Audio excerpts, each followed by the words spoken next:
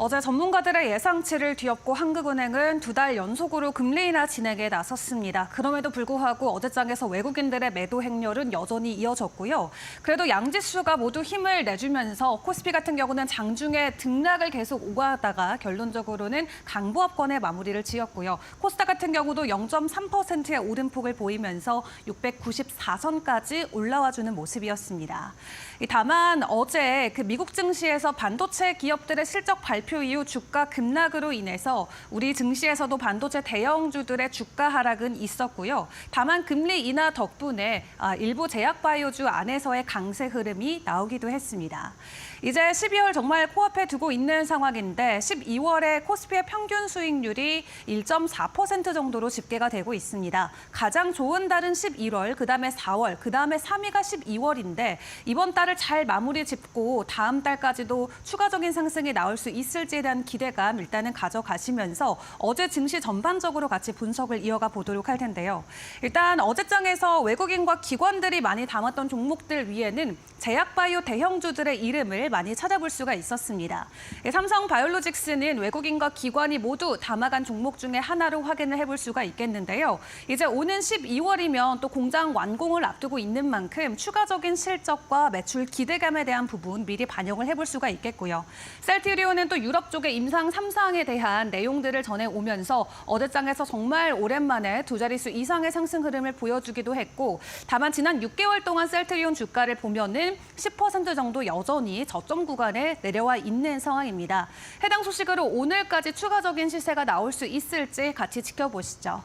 그리고 52주 신고가는 계속해서 개별주 위주로 개별 이슈로 부각이 되는 종목들 위주로 올라가고 있는 상황인데요. JB금융지주 밸류과 관련된 이슈와 함께 3.5% 오름폭 보인 채 어제 52주 신고가 들어갔고요. KT 또한 계열사 매각 등과 여러 가지 효율화 추진 기대감에 2.6%의 상승 흐름을 보이기도 했습니다.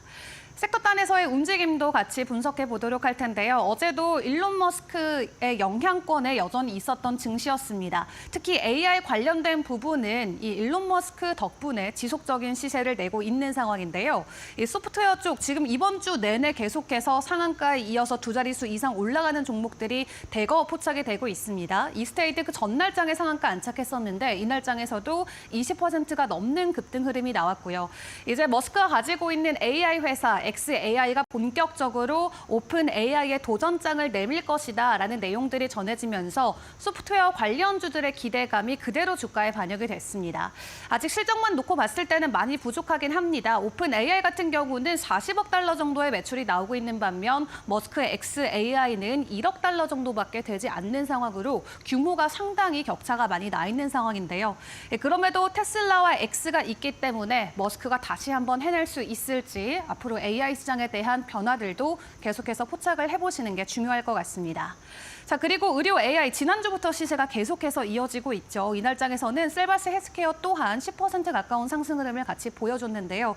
여전히 머스크가 이야기했던 의료 AI 적극적으로 사용하자라는 코멘트에 힘을 입어서 전반적인 섹터 안에서의 온기가 계속해서 이어지고 있는 상황이고요.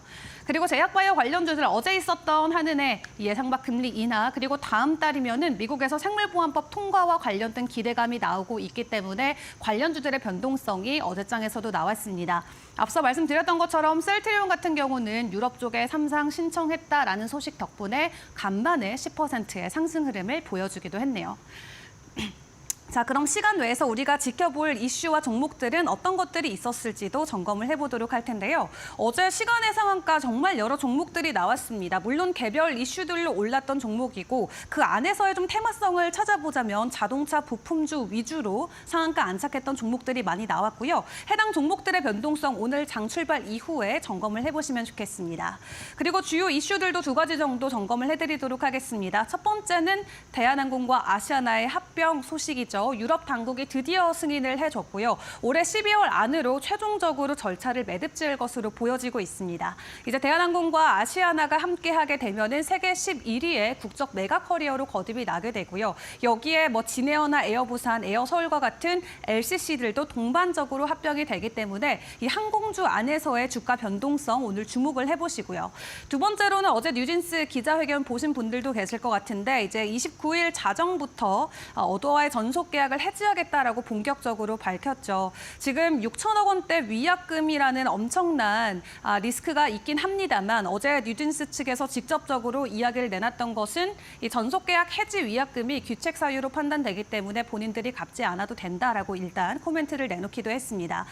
증권가에서는 하이브가 뉴진스 없이는 휘청일 수도 있다라는 시각들이 계속해서 존재하고 있는 만큼 어제도 주가 3% 정도 하락세를 보였는데요. 이 기자회견 이후 오늘 또 주가는 어떻게 반응을 해줄지 주목을 해보시는 게 좋을 것 같습니다. 이 수출 규제 이슈 안에서 그나마 자유로웠던 게 엔터 산업이었고 최근 들어서 엔터 쪽의 변동 흐름이 긍정적으로 나왔는데 이 하이브의 홀로 악재 때문에 오늘은 어떤 변동성이 나올지 같이 지켜보시죠.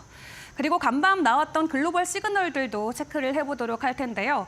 일론 머스크는 한국의 인구 수에도 참 관심이 많습니다. 또 본인의 트위터를 통해서 우리나라 인구수와 관련된 저출산과 관련된 부분을 다시 한번 언급을 했는데요. 앞으로 한국 인구의 3분의 2가 사라질 것이다라는 말을 남겼습니다. 지금 보시는 것처럼 한국의 인구수는 급격한 절벽 현상을 겪고 있기는 한데 그렇다면 정말 현실은 어떠할지 조금 진단을 해보죠. 과거 2019년에 출산율 0.9명으로 출발을 해서 21년에 0.8명, 그리고 23년에는 0.7명까지 큰 폭으로 감소가 됐던 것은 맞습니다. 다만 올해 들어서는 나름 반등의 신호를 보여주고 있는데요. 0.76명으로 집계가 되면서 출산율 바닥의 신호가 곳곳에서 포착이 되고 있다고 합니다. 9년 만에 반등 시그널이 나오고 있는 만큼 나름 국내 안에서는 희망의 목소리도 많이 나오고 있는 상황인데 최근에 결혼 증가 비율이 늘면서 출생자 수도 늘어나고 있고 실제로 24년도에 3분기 출생아 수가 전년 대비 8% 증가하는 모습을 보이기도 했다고 합니다.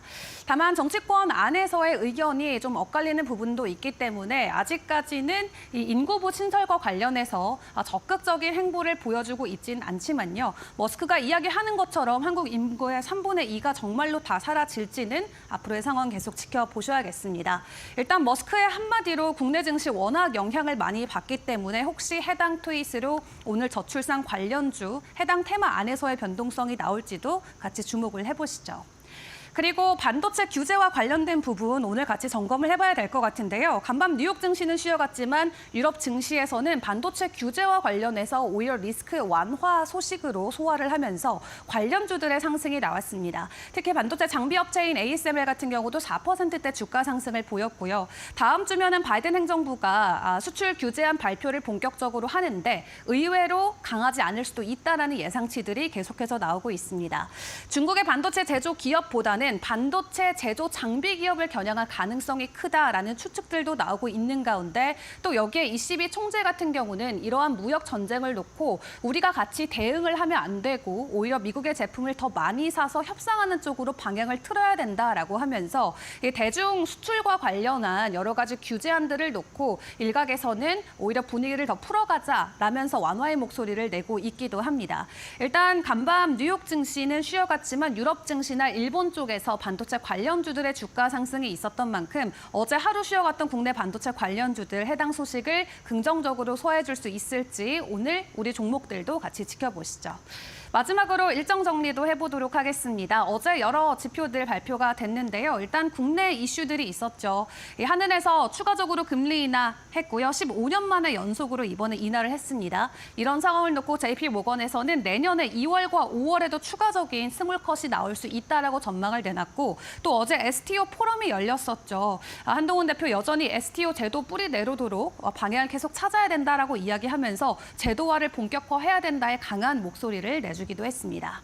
자, 그런 가운데 이제 오늘 새벽에 열리는 미국 증시는 블랙 프라이데이 때문에 조기 폐장에 들어가게 되는데요. 이 때문에 여러 가지 변동성 오늘 국내 증시에도 추가적으로 나올 수 있다라는 부분은 점검을 잘 해보시면 좋겠습니다. 간밤 나왔던 여러 가지 글로벌 시그널들까지 같이 점검을 해드렸는데 오늘 개장 분위기는 어떠할지 계속해서 이데일리 TV와 함께 점검해 보시길 바라겠습니다.